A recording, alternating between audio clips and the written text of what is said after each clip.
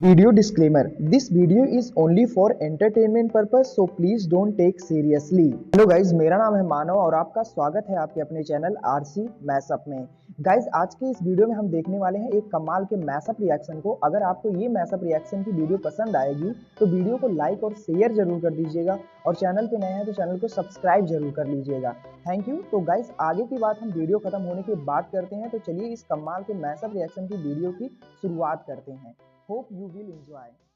Iran कर रहा था, बिल्कुल। इधर भारत ने 10 साल के लिए टोटली भारत ऑपरेट करेगा, अच्छा, उसको विकसित करेगा। जब थोड़े से ईरान के साथ ताल्लुकात खराब थे ना, तो चाबहार पोर्ट उन्होंने खत्म कर दिया था, मतलब ये प्रोजेक्ट। लेकिन अभी इसमें अफगानिस्तान मिल रहा है। अफगानिस्तान लाजमी बात है, फिर ताजिकिस्तान और ये सारे कंट्रीज मिलेंगे क्योंकि लैंड लॉक कंट्रीज है, तो अफगानिस्तान के रास्ते ये भी मिलेंगे।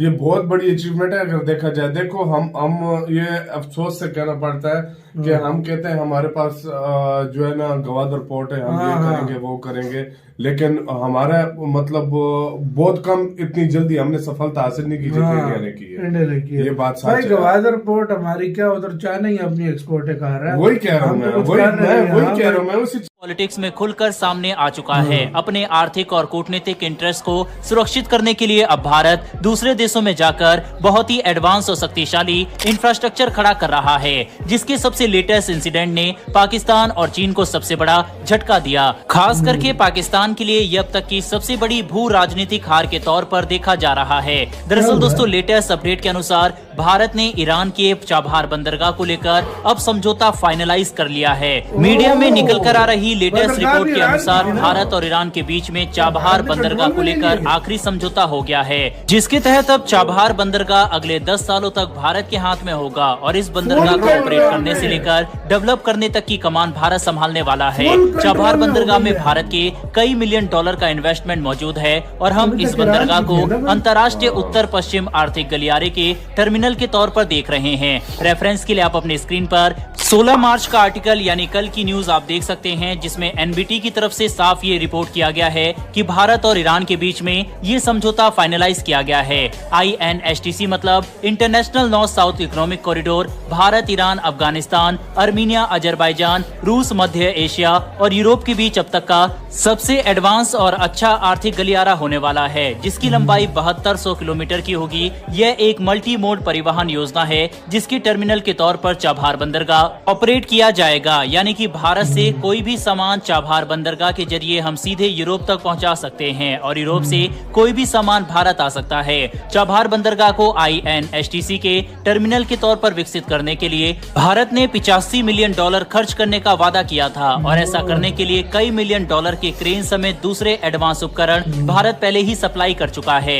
ऐसे में मध्य एशिया और हमारे इस परियोजना से जुड़े हर देश को पूरा भरोसा है कि भारत रूस के साथ मिलकर ईरान से लेकर यूरोप तक मध्य एशिया को कनेक्ट करते हुए अब तक का सबसे अच्छा व्यापार मार्ग तैयार करेगा, जो हमारे क्षेत्र और यहाँ मौजूद करोड़ों लोगों की जिंदगी को बदलने का काम करने वाला है। चाबहार बंदरगाह और INSTC के पूरी तरह से ऑपरेशनल हो जाने के बाद मध्य एशिया और यूरोप से लेकर भारत की कनेक्टिविटी कई गुना ज्यादा बढ़ जाएगी, जिससे हमारे क्षेत्र में फॉरेन डायरेक्ट इन्वेस्टमेंट बढ़ेगा, बिजनेस को काफी बूस्ट मिलेगा और लोगों के लिए रोजगार के बिल्कुल नए ऑप्शन तैयार होंगे, जो कि अभी तक अधिकतर लैंडलॉक कंट्रीज के पास मौजूद नहीं थे। यही वजह है कि तालिबान द्वारा शासित अफगानिस्तान भी भारत की इस परियोजना को पूरा समर्थन कर रहा है, क्योंकि साल 2021 में ताशगंज में हुए एक कनेक्टिविटी सम्मेलन के दौरान खुद भारत के विदेश मंत्री डॉक्टर S जयशंकर ने चाबहार बंदरगाह को अफगानिस्तान समेत पूरे मध्य एशिया के लिए एक सेंट्रल ट्रेड सेंटर के तौर पर प्रपोज किया था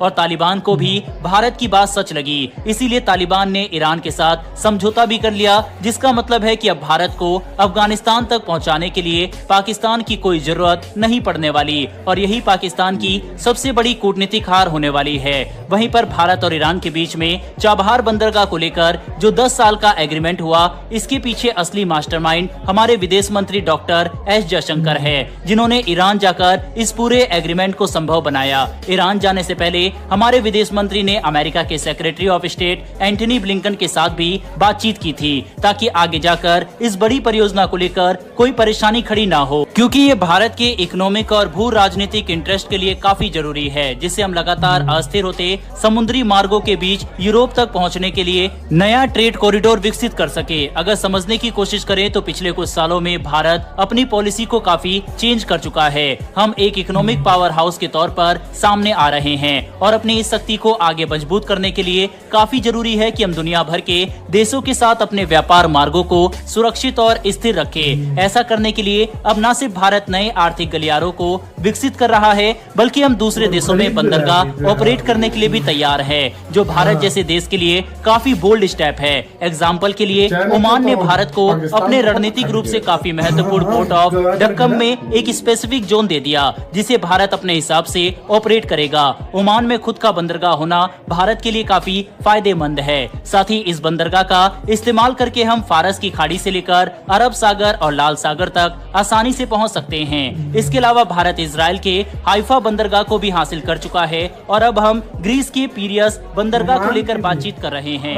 हाइफा बंदरगाह कर रहा था, इधर भारत ने 10 साल के लिए टोटली भारत ऑपरेट करेगा, अच्छा उसको विकसित करेगा। जब थोड़े से ईरान के साथ ताल्लुकात खराब थे ना, तो बाहर पोर्ट उन्होंने खत्म कर दिया था, मतलब ये प्रोजेक्ट। लेकिन अभी इसमें अफगानिस्तान मिल रहा है। अफगानिस्तान लाजमी बात है, फिर ताजिकिस्तान और ये सारे कंट्रीज मिलेंगे, क्योंकि लैंड ऑफ कंट्रीज है, तो अफगानिस्तान के रास्ते ये भी मिलेंगे।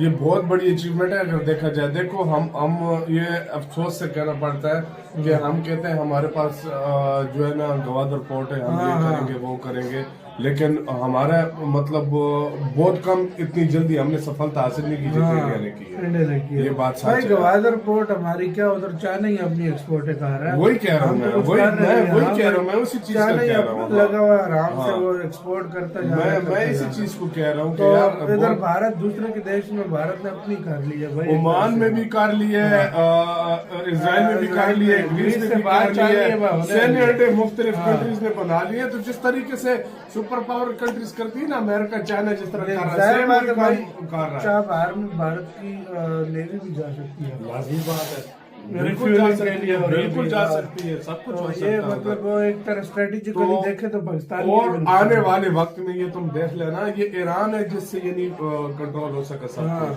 इंडिया तुम्हें बताएगा कि यार को इधर जो है ना एक्सपोर्ट किस तरह की जाती है। सही बात है। आप तो गाइज आपको यह मैसअप रिएक्शन का वीडियो कैसा लगा? अपने थॉट को नीचे वीडियो के कमेंट में जरूर बताइएगा। वीडियो पसंद आई हो तो वीडियो को लाइक जरूर कर दीजिएगा। चैनल पे नए हैं तो चैनल को सब्सक्राइब जरूर कर लीजिएगा। तो थैंक यू, मिलते हैं नेक्स्ट वीडियो में।